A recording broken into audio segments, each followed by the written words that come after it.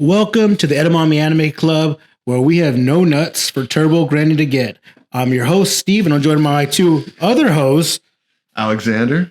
Marcus, the UFO enthusiast. All right. yeah, I like that. The UFO enthusiast, yeah. All right, well, what anime are we doing today? We're coming off of a 1-year hiatus, and we're going to be doing Dandadan full review today. Full review of Dandadan. Before we get started, let's go to open. Big review. Big review. Intergalactic review. Intergalactic. Kenpai. So to start off, Dandadan is a 2024 anime just finished airing, done by Studio Science Saru, which I haven't heard before, but I went through the list and they did Space Dandy, which I thought was interesting. It's a pretty good one. Nuts. Yeah. Nuts. It makes sense, all right? Yeah, it does. Yeah. All right, guys, we're about to jump into the spoiler section of this because we'll read some reviews and sometimes they give out some spoilers, but then we're going to dive deep into the anime. So if you have not watched the anime yet, go ahead and pause this video. Go ahead and watch it. It's on Netflix, it's on Hulu. I think it's on like Crunchyroll. It's on everything. Fantastic. Yeah, so go watch it and then come back here and finish the episode. All right, let's get into some reviews. All right, I'm going to read a 1 out of 10 review first. This one's by Made a Butt. He says, Made a butt. 1 out of 10. Trash. God dang. I thought Dandadan had a lot of potential with its fresh story and good visuals for this season. Episode 7 was quite memorable, but after watching episode 9, it was really disappointing. There were scenes with naked male and female students, which felt very inappropriate, especially since it was set in a school environment. The story itself is quite cliched, with a strange young person suddenly being pursued by many girls. Anime like this are very common and unrealistic. I know it's just an anime, but still, adding ecchi elements only ruins the essence of the show, especially since Dandadan was never an ecchi genre to begin with. What is ecchi? Can you explain that? Ecchi? Yeah, that's like where they do, it's basically fan service, like like panty shots or something like that. This guy would hate what's that 500 girlfriends, what is it called? His guy would hate that anime. Don't even tell him that there's an anime that exists called Gushing Over Magical Girls, because he would lose it. The 100 girlfriends who really, really, really, really love you. We actually got a first look on that one. Check it out. Yeah, go check it out, guys. Shout out. Or even if you show him Prison School, his mind is exploded. Hell no. He's just blown away by that. Made a butt. Just stick to Dragon Ball. Yeah, Dragon Ball, Digimon. Oh wait, no, there's a little incessant Digimon. So you gotta be careful with that. Yeah, watch Pokemon and My Hero. Honestly, you just get used to these types of One things. Piece. Like walk on. Maybe anime's not for you. Yeah. It might not be for you, buddy. Yeah. Jump in some K dramas. That might be better. Yeah. All right, I mean, I get what you're saying though. Pretty good review. To say that ruins the anime for him is pretty shallow. I have kind of a non-exaggerated like approach to that, like the way he's saying, but it's not as exaggerated that it ruined the anime. It could be that he's just not used to just fan service. Yeah. Well, there's no fan service. It's very, very, very minimal. There is, but there, it's not. but, yeah. It's not crazy. Like I guess we've been exposed to just purely ecchi anime. So I don't know. I don't know about that one. Yeah, we're veterans at that. All right. Second review. This one is done by LSVM Barrel. 10 out of 10. A masterpiece. Dandadan kicks off with an absolute banger of an intro by Creepy Nuts that instantly grabs your attention and sets the tone for the wild ride ahead. The anime blends supernatural elements, action, and comedy in a way that feels fresh and unique, giving new-gen anime fans something truly exciting to look forward to. The show wastes no time immersing you in its unpredictable and fast-paced story, revolving around eccentric characters dealing with bizarre situations involving aliens and ghosts. The animation quality is top tier, with stunning visuals that capture the chaotic energy of each scene perfectly. But what really stands out is the potential this anime has. It has dynamic storytelling, memorable characters, fantastic world building.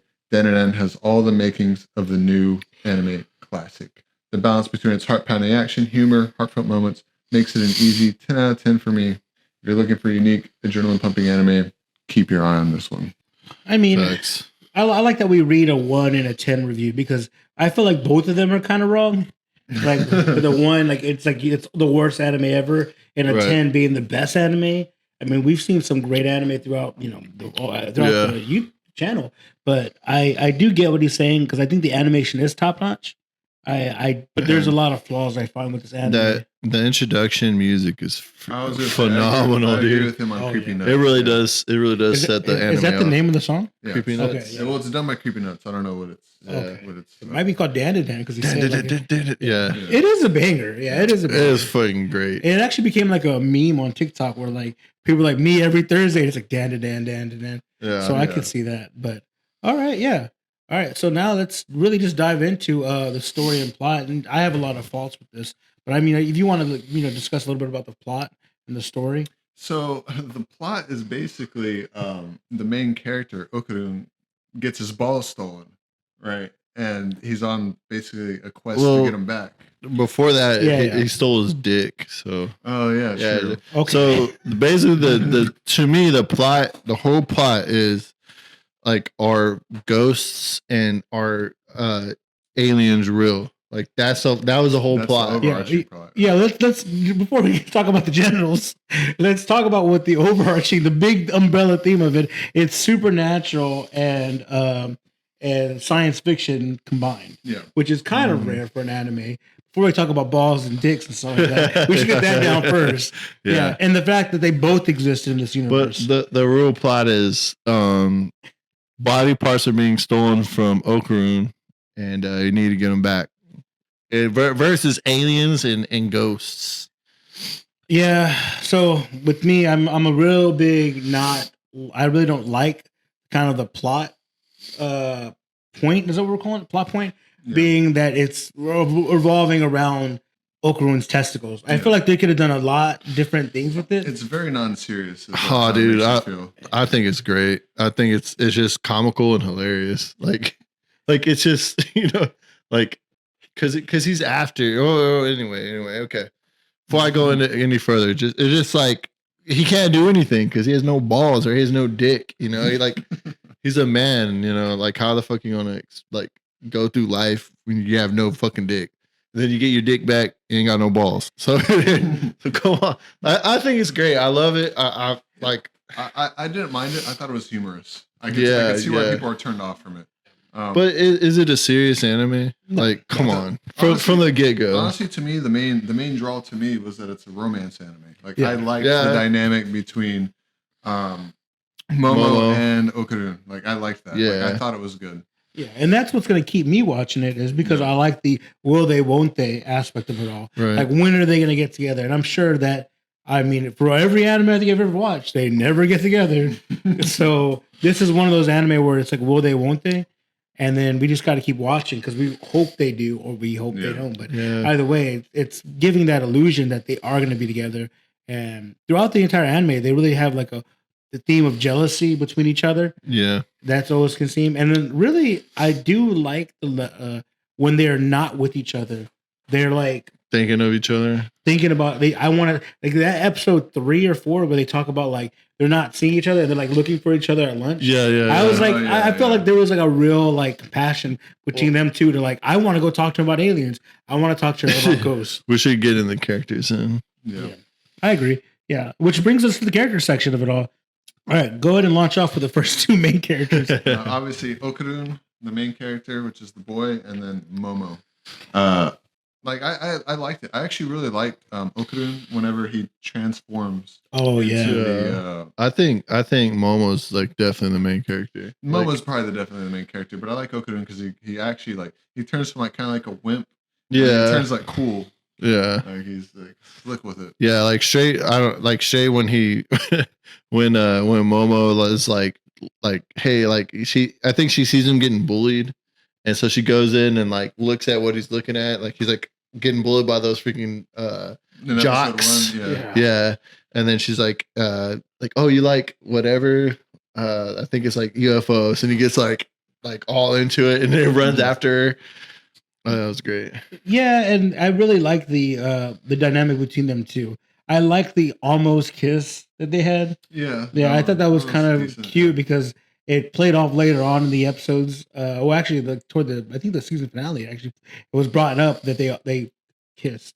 Which you got to wait like 3 seasons Usually, two cores, and then eventually they hold hands.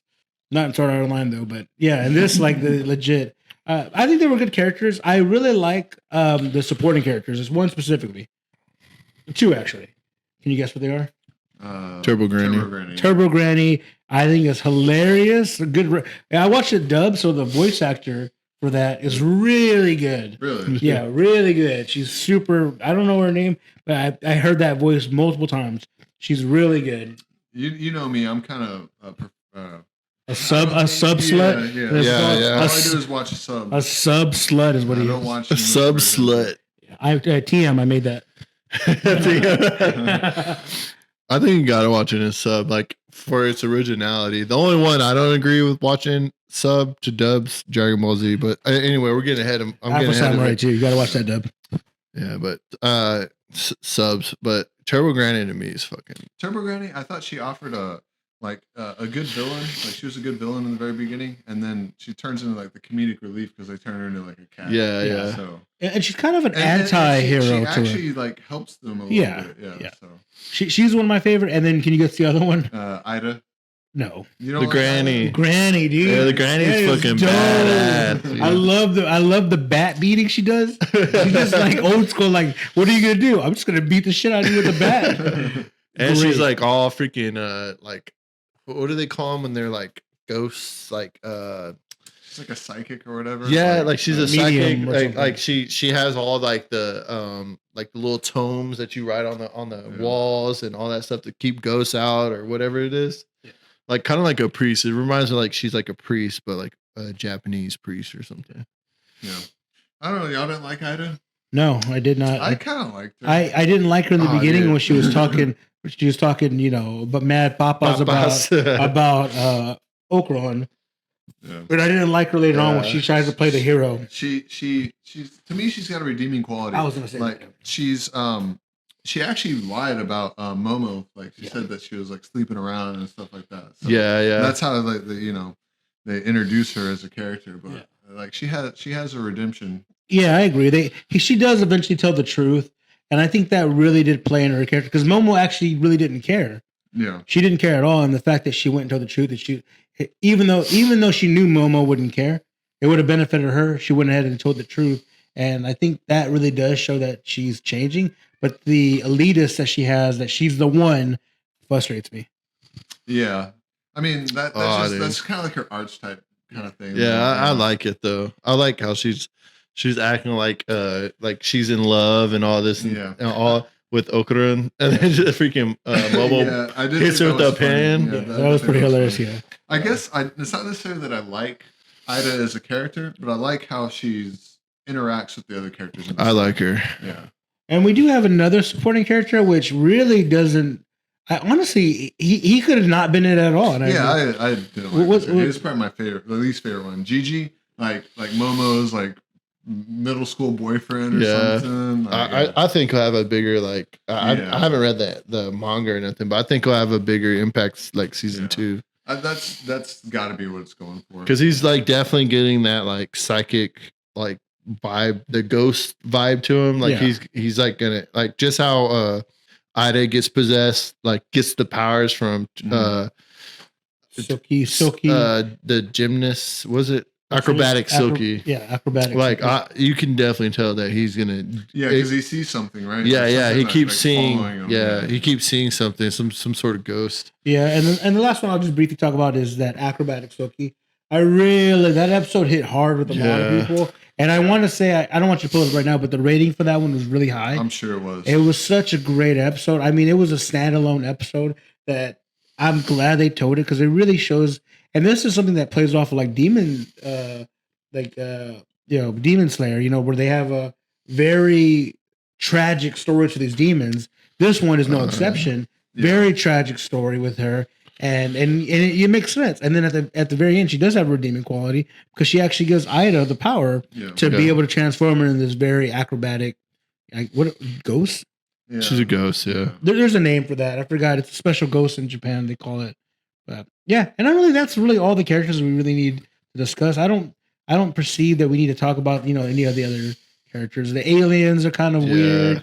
I mean, Yeah, the only other character is a punching man. The little Snell or whatever he was. Yeah, but that's about it. He's there's not much to talk about him. I think we can move forward and talk about kind of our favorite scenes that are memorable. I definitely will kick it off. I mean, the intro and the intro music, banger, and a really good intro. Super good. Yeah, really good. It actually, I want to say it made my Spotify wraparound right before. Dandadan, because it's such a good song. But the actual like opening scene was a great like animation, and the animation as a whole is really good. But as far as like we start off, I do think the introduction of them two was a good memorable scene. Just really introducing like the two characters. Like she's like saving him, but he's kind of an asshole back to her, and she, like it doesn't. It played really well. Yeah. So that, to me, that was a memorable scene. I'd have to say one of my favorite scenes, and might seem kind of out of place, but I actually really liked. There's like an episode where like there's like a mannequin that comes to life and he's like sprinting, right? And yeah. So like I actually really like this because Momo and Okarun work together. Like they're like in tandem working together. Like she's like pulling him and he's like using his speed to like try to catch the mannequin. Like I just thought that it was like a great play off of the dynamic. How like it's not like one-sided or like Okarun has to protect Momo or anything like that. Like it showed off that they were both like relying on each other, and I think that plays into the romance aspect. So Definitely. I thought that was a really good episode. That was probably like my favorite thing. And then after that, like when they catch up, it's like the mannequin was doing all that to find like his love. Like the other mannequin. That's pretty interesting. Yeah, I completely forgot about that scene. To be honest, I thought that was good. Yeah, I know. Great episode. Yeah, it was good. They're finding love, and they gotta like they're waiting for him to come, and he never comes. He gets hit by the car, like explodes. He almost got isekai. Yeah, isekai. And they're like, they stay with her the entire time. Like you feel like he's not gonna show because he's dead. Yeah. And then he appears. Freaking. That was good. Awesome. Yeah, that was good. Awesome episode. Yeah. My favorite, like the end of episode 1 when they freaking escape from the UFO. Like, oh yeah, all that stuff happens with Momo. She freaking gets her powers, and then they escape from the UFO. And he's like laying on the ground, and he's like, "Oh, like what's your name?" Or I think she's like, "What's your name?" And he's like, "Ken." What's it? I forget what is. What is she? It's Ken something like Ken Ozama. I don't remember, but it's like her like freaking husband, like her like ideal husband. Yeah. I think he's like a I don't even know. You know what I'm talking about? I do remember. Yeah. And she's like, "Oh, like." It just hits her because like she's in love with it. She's like, anybody named Ken, like that dude's name. Yeah. It's Ken something. I don't remember. But that was like where I was like, dude, this anime is gonna be fucking good. Well, even like the introduction of it all, where they argue and they're actually both exploring. Like one's exploring that's haunted tunnel, and the other one's exploring like a haunted like hotel or apartment, whatever. Or not haunted, like a space in like aliens. It's like a hospital. Yeah, it's a hotspot for aliens. And they both get like attacked by the actual supernatural and science fiction. Yeah. But what I really like is, I actually watched it again, was that the scene where she's talking to Okarun, Turbo Granny actually kicks them through the phone and appears in the spaceship where they're fighting. Really? She kicks them through the phone, and then that's when they start fighting. And I thought it was hilarious because I actually didn't catch it the first time. But like he's like, look at the phone ringing, and she actually puts her foot through it and kicks them, and that's whenever they start being like, there's more to like these earthlings. That's when she takes his dick. The other memorable scene, and I think that, and I'll kind of touch base on them really quickly, is the romance scenes. There's a lot of jealousy between them all. Yeah. Really, like it starts off with like Ida and Okarun like looking like they're kissing, but he's actually. Oh yeah, she gets on top of him. Yeah, she gets really jealous, and then the whole place gets flooded. And then we have it on the opposite end where Okarun is jealous of Gigi. Yeah, Gigi. And like, Gigi. And he's just like super out there about it. Like he's just like that. And I know that girl right over there. Yeah, he's like all freaking like what is it? Outgoing. He's like super outgoing, just annoying. Yeah. So I do like the jealousy aspect of them, both scenes. Yeah. And again, all the romance. I really do like the scenes where they're separated. And then I read the manga on that actually. Just that chapter, because I was working on a video and I was reading that, And I was looking at like them, like both in the same spot. But that's another good scene right have. Yeah, I just wanted to bring up the kind of the romance because you know I'm a romance whore. Yeah. I love romance. I like when they're like trying to say goodbye to each other. Like they're like walking away and they're like looking back at each other and like they don't want to say like goodbye or like or I'll see you tomorrow or something. Yeah. So they're like just walking away and Okarun's just like has his head down like depressed. Yeah, I like that part. Yeah, she's like, we always say see you later. It's your turn. Yeah, that is pretty cute. Yeah, it's your turn. You got any other ones that you want to bring up? I think there is one more. All the fight scenes are really really awesome. Like it's hard to pinpoint like which was a good one, but the acrobat silky fight. It's probably the highlight of it. I got one more, and this one is I think what ruined this anime. That I think it was the last scene of the finale. It left on this small little hill hanger that really did not do justice to the anime. That I needed one more episode and then a cliffhanger. It did not. The last episode was not a good episode. It was not.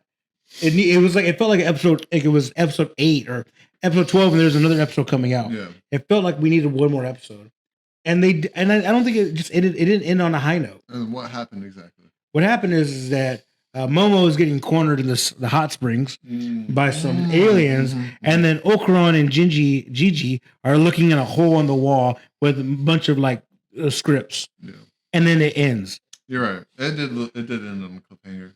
It needed more. I needed one more episode. They could have dropped something with the parents of Gigi. But season 2's coming. Yeah, when season 2 drops, or is it season 2 or Crow 2? I think it'll be season 2. Yeah, then it'll make up for that. But it's a memorable scene. That was a terrible cliffhanger. Because so that's memorable to me because I didn't like it because of that. All right. Well, I think we got through the characters, the memorable scenes, the plot, and the story. We did some reviews, and now it's time for our personal reviews where we rate the anime. And are you ready? You want to go first? I'll go first. I'm gonna rate this one 4.5 out of 5 edamames. I thought this anime probably is contender for 2024 anime of the year. Like, there's only a few anime that I think I've enjoyed more than that, and they aired in previous years. So, like 2024, Dandadan, like lead runner. The main drawbacks to it are probably in the first few episodes where they do like the SA scenes. Like, that's probably the main drawback on it. Other than that, the animation top notch. I liked the characters. I thought the anime was refreshing. I liked the plot. I thought it was, it was a funny way of going about telling a story. Like, people might think it's stupid that they're trying to look for his balls and whatnot, but I thought it was good. So 4.5 out of 5, like basically 9 out of 10.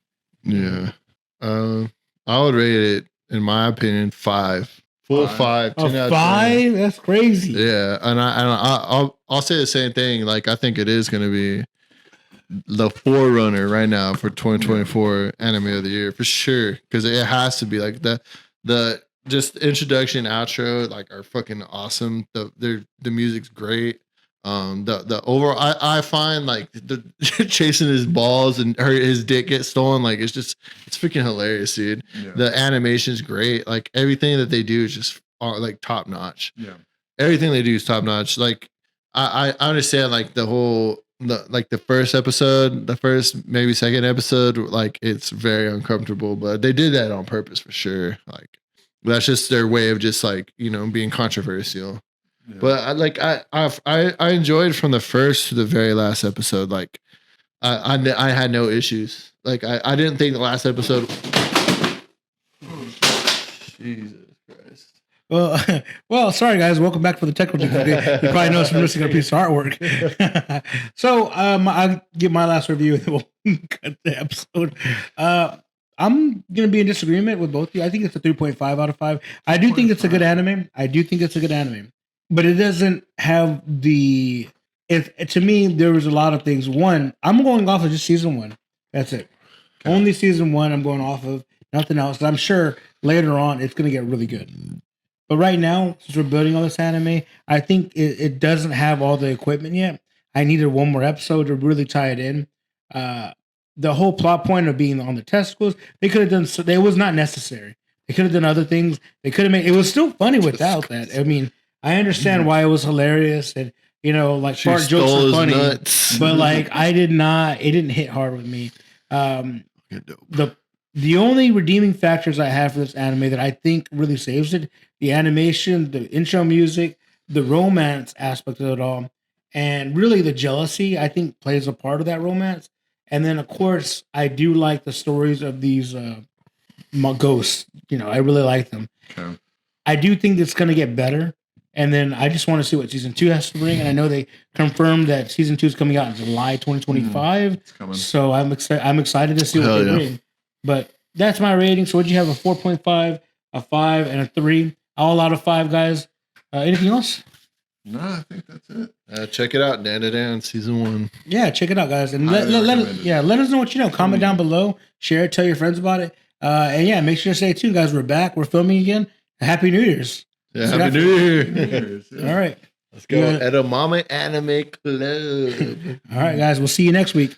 Peace. Later. Bye.